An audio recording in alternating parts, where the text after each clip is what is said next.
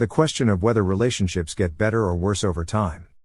This is a question that many people have, and there's no easy answer. On the one hand, it's true that relationships can go through ups and downs. The initial excitement of the honeymoon phase can wear off, and couples may start to take each other for granted. They may also face challenges such as financial difficulties, job stress, or raising children. However, on the other hand, research has shown that relationships can actually get better over time.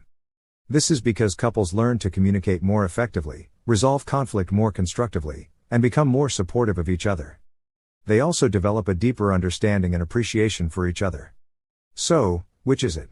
Do relationships get better or worse over time? The answer is that it depends on the couple. If they are willing to put in the work, relationships can absolutely get better over time. However, if they are not willing to put in the work, relationships can also get worse. Here are some tips for making your relationship better over time.